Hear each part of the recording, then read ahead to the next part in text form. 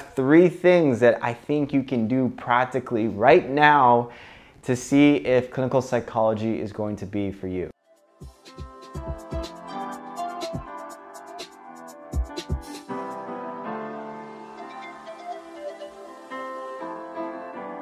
What's up, fam? Welcome back to the channel. My name is Phil Sarpong. This is Phil's Guide to PsyD. This channel is dedicated to all things psychology, wellness, and graduate school. What I do on this channel is that I answer any questions that you guys have about graduate school as best as I can. Now, I've been getting the question from some of you guys about how to exactly know whether clinical psychology school is for you and if you should apply to PsyD school. And so I don't know if I could really cater this advice specifically for your situation. I've talked about in prior videos just about shadowing a clinical psychologist, researching a clinical psychologist, reading about what clinical psychologists do, seeing if you can get some research experience or clinical experience.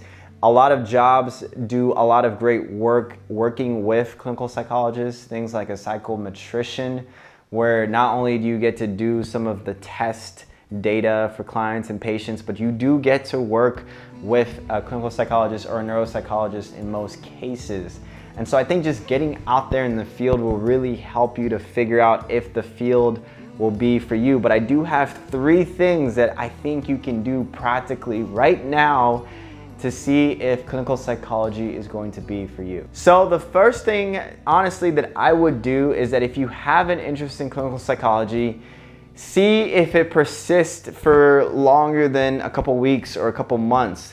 Chances are, if clinical psychology has been something that you have been thinking about for a considerable amount of time, whether it's been more than a couple weeks or more than a couple months or even a couple years, that might be a good indicator that this might be something that you're interested in, all right? And so I know of people that they just sporadically decided to apply for clinical psychology school and they didn't really have any thought behind it or anything like that. But if you have been thinking about this for some time, it is probably a good indicator that this is something that you probably deep down inside have been thinking about for some time and that you really do want to check out, and it's probably a very genuine interest.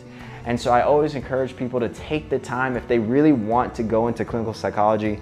Obviously do the research, do the shadowing, all of those things, but if your interest persists for a certain amount of time, again, that's a great indicator that this might be something that you could really get into. The second thing to do if you want to go into clinical psychology, if you're trying to figure out if you should go to clinical psychology school or not, is to write down all of the cons, not the pros, because you probably already know the pros.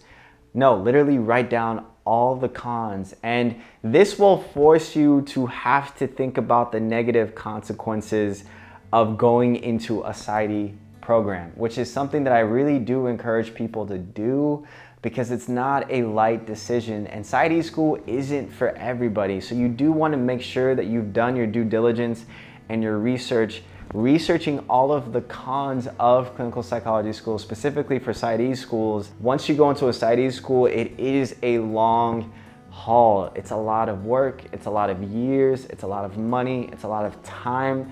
And so you do want to be sure, at least mostly sure, that this is something that you want to do. All right, the third thing that I would say if you really want to go into clinical psychology school is that I would actually ask you this question. This question is, are you willing to be a lifelong learner?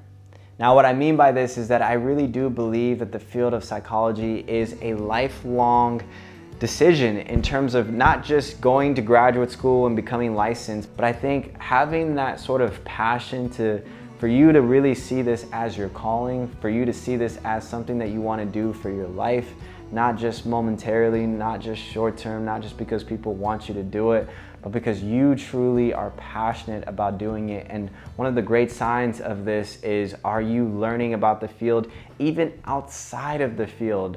There are actually so many people in my cohort that read their own books that aren't even attached to any particular class. There's things that I love to do, whether it's watching videos or reading books about psychology, that isn't attached to any type of assignment in school.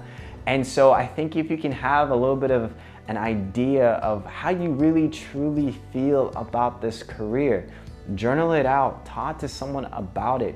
See if your heart is truly connected to people.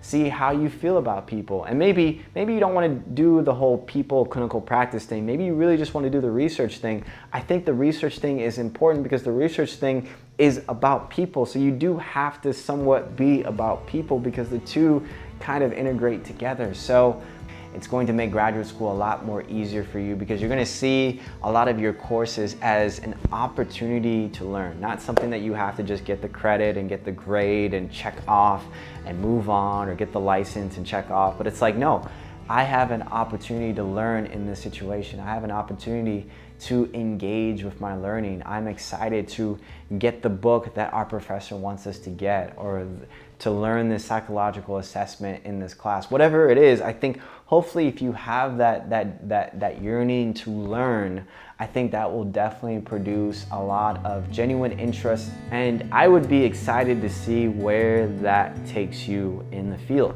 All right, so hopefully that answers your question. If you guys have any other questions, put it down in your comment section below. For anybody that made the decision to pick clinical psychology, I would love to know what made you pick clinical psychology. What was the reason why you found your passion in clinical psychology? I'm sure a lot of members in the community would love to know that as well. If you have not already, smash the like button, subscribe to the channel, hit the bell for notifications, and I will see you guys in the next video.